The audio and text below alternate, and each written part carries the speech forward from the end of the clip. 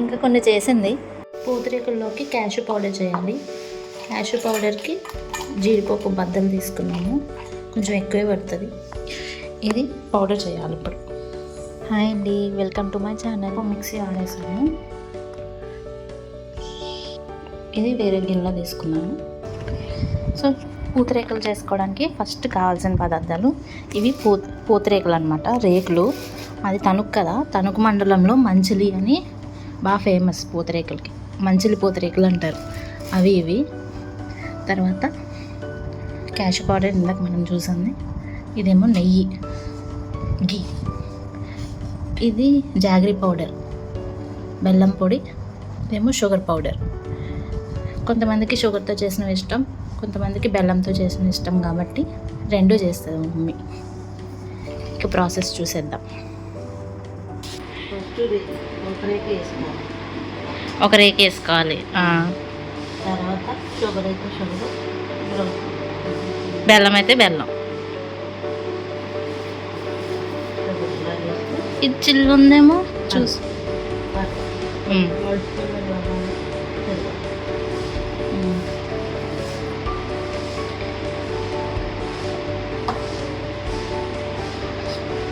కొంచెం రేకు క్లాత్లో పెట్టి తడిపి వేస్తే కొంచెం నెయ్యి తక్కువ పడితే, ఎలాగైతే కొంచెం నెయ్యి ఎక్కువ.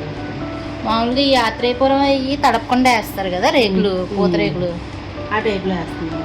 మేము ఫస్ట్ టైం ట్రై చేస్తున్నాం ఇలాగా తడపకుండా. వేసుకోవచ్చు. నెయ్యి తక్కువ తినేవాళ్ళు నెయ్యి తక్కువ వేసుకోవచ్చు. బయట అయితే చాలా తక్కువ వేస్తారు. జీడిపప్పు పొడి. జీడిపప్పు పొడితో పాటు ఇంకేమేమి వేసుకోవచ్చు? బాదం పప్పులు, పిస్తా పప్పులు అన్నీ వేసుకోవచ్చు. నట్స్ ఏమన్నా వేసుకోవచ్చు. నట్స్ తినేవాళ్ళు పొడి చేసుకుని తర్వాత పైన ఇంకో రేక్ వేసుకుని పెద్దగా వచ్చేలా చేస్తున్నాను. అందరూ సింగిల్ రేక్ చేసుకుంటారు, నేను డబుల్ చేస్తాను. మేము ఇప్పుడు డబుల్ చేసుకుంటాం. టేస్ట్ మాత్రం సూపర్ ఉంటుంది. నాకు ఆత్రేయపురం అంత ఇష్టం ఉండవు, ఇంట్లో చేసినవే ఇష్టం నాకు పూతరేకులు.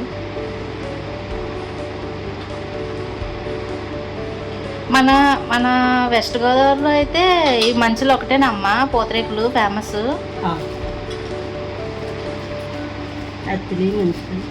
అత్తిలి మంచిలి ఇలా మలుచుకోవాలి. జీడిపప్పు కూడా వేసుకోవచ్చు కావాలంటే, లైట్గా వేసుకో.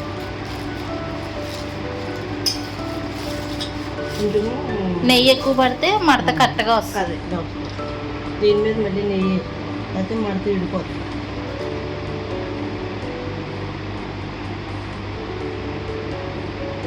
మళ్ళీ షుగర్ వేసుకో. కొంచెం స్వీట్గానే ఉంటుంది. వెయిట్ లాస్ వెయిట్ లాస్లో జిమ్లో చేసే వాళ్ళకి పూతరేకులు అస్సలు తినకూడదు. ఫుల్ నెయ్యి, షుగర్, కానీ టేస్ట్ మాత్రం సూపర్. నేనైతే ఒకేసారి తినేస్తా 2-3. కరెక్ట్గా కొంచెం నెయ్యి రాసుకో.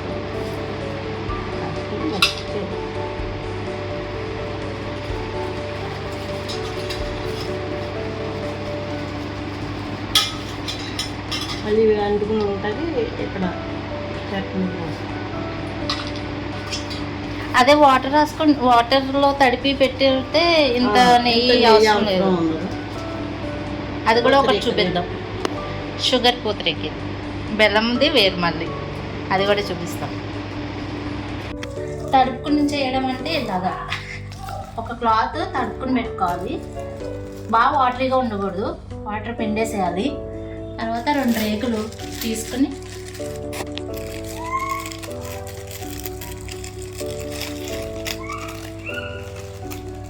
ఇవి బాగా ఎండిపోయినాయి రేకులు, కలిసిపోతున్నాయి.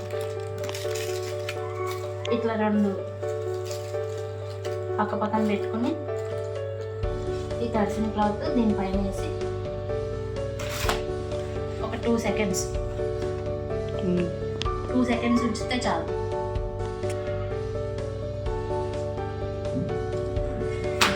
ఎక్కువ కూడా అవసరం లేదు. ఇప్పుడు ఈ 2 రేకులతో పూతరేకు చేయవచ్చు.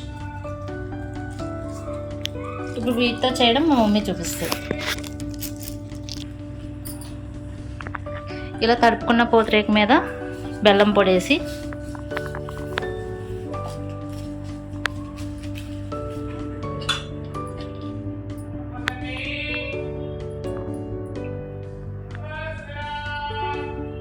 నెయ్యి, జీడిపప్పు పొడి,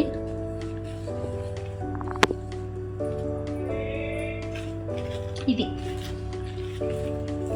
ఈ 2 తడిపాం కదా ఇందాక, అవే అన్నమాట.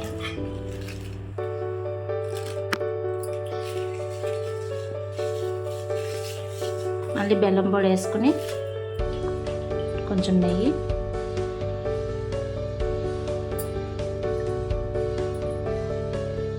కొంచెం జీడిపప్పు పొడి,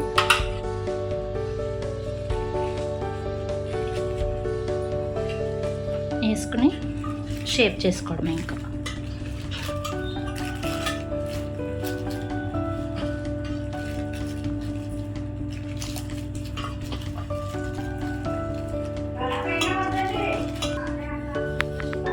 కొంచెం బెల్లం పొడి వేసి లైట్గా నెయ్యి వేసి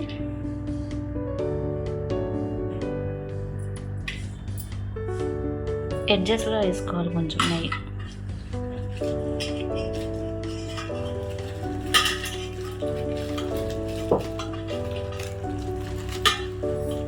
కంప్లీట్గా ఫోల్డ్ చేసుకోవాలి.